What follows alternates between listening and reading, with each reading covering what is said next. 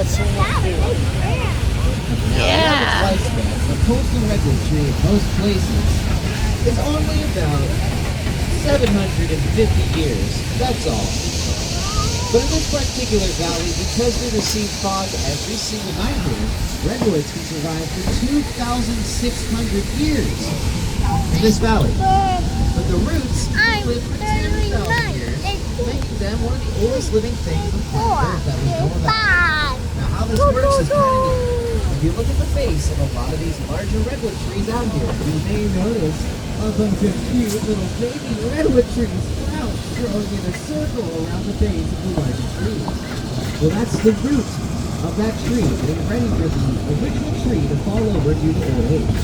Once this occurs, the roots then send all of their energy to those cute little baby redwood tree sprouts, which will be quickly matured into a very small circle or cluster of redwood trees known as a cathedral grove or fairy ring, depending on what you're into. It's the same thing. Call it whatever you want.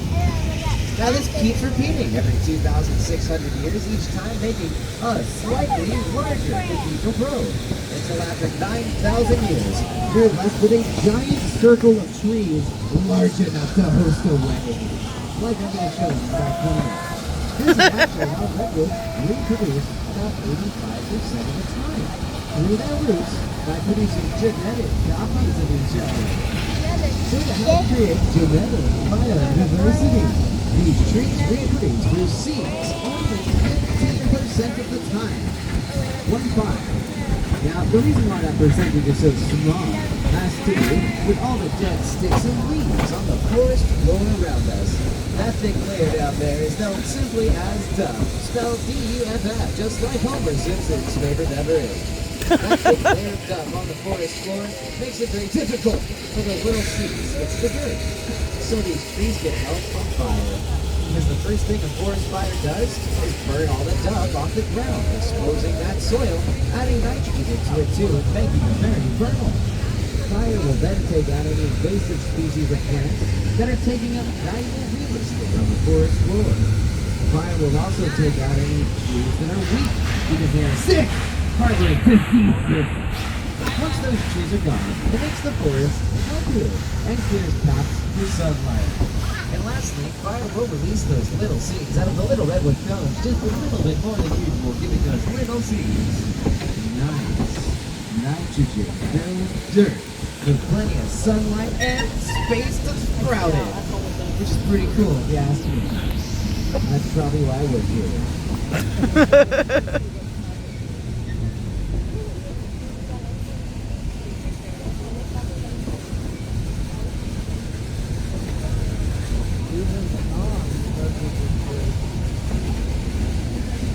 Hey, like that one looks like it belongs at home. Yeah. The tiny little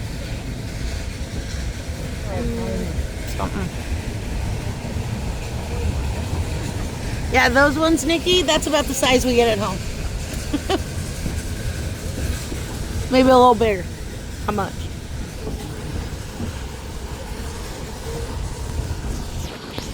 You having fun? Yep.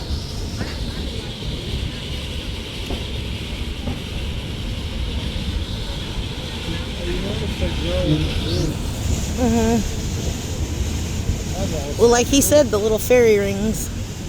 That was once a fairy ring. They said that all the clusters were once little fairy rings, 800 years ago.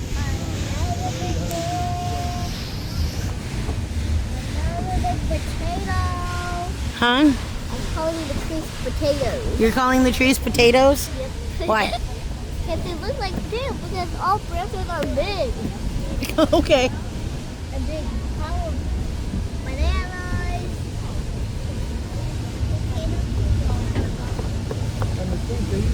Look at the roots.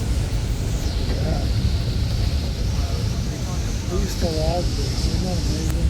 Our train is now quickly approaching a very special location on this railroad known as Spring Canyon. Spring Canyon used to be the home of our famous corkscrew trestle system, which is a really fancy name for two wooden train bridges that actually crossed over each other while forming a giant loop on the ground. In fact, when the trains were long enough, the locomotive locomotive at the front of this train would cross right over this last car, with both of them being on different wooden bridges. It worked great at keeping elevation on our little railroad. It also looks spectacular watching the train go over itself on a 100-foot tall wooden trestle amongst the old growth redwood forest. However, this all came to a halt one day in 1976, when mysteriously both of our trestles were engulfed in a 300-foot fireball that burned for 3 days. I feel like Now, once those fires were extinguished, both of our trestles You see that out one? here Mhm. complete losses. As Hawaii you're about to see, orange. they're just standing pieces of charcoal It was like- in the woods. Now, this presents a growing trend for the train interesting problem.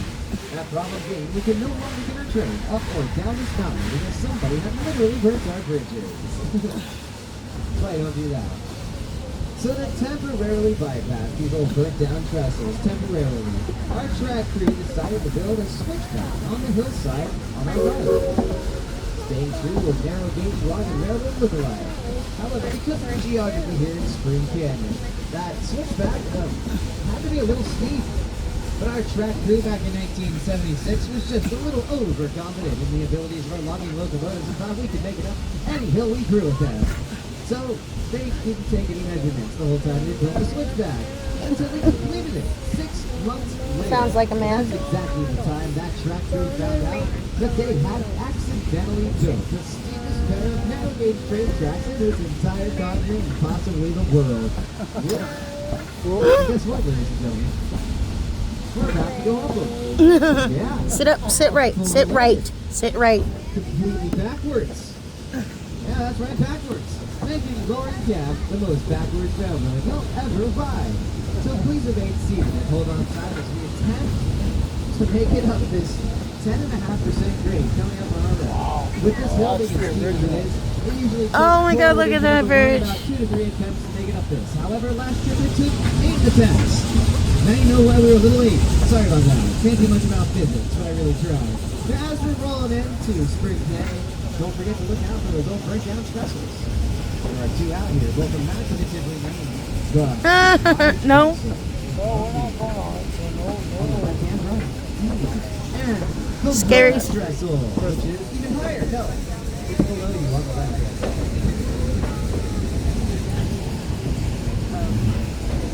Look at the old bridge.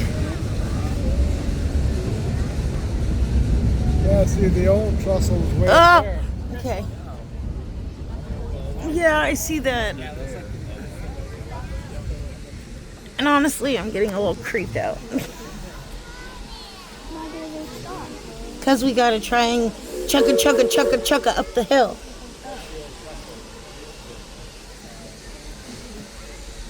But look, the bridge used to be above us. I'll take you to the Oh. Copper River this year, maybe, and show you the old trestles for the copper mines. Yeah, you know what? I think I'm good. No, it's on a gravel road. You don't, the trestles are all done for.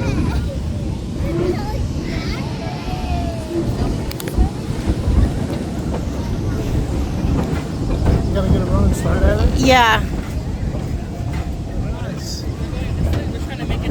Yeah. He said it took 8 tries the last time. So next time when we're going up, go chugga. Because we're trying to make it up the hill. Stay like that, okay? Yeah, I think I can. Little Thomas the Tank Engine and everything. Isla.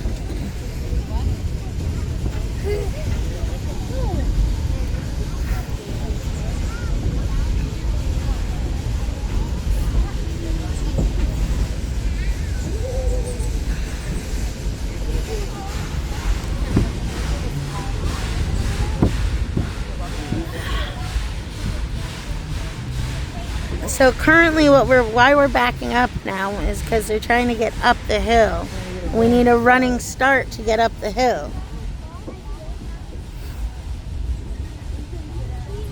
And honestly, y'all, I was doing great until that bridge, and now I'm feeling really funky. And I am holding off the panic attack so bad. I got you, my dear.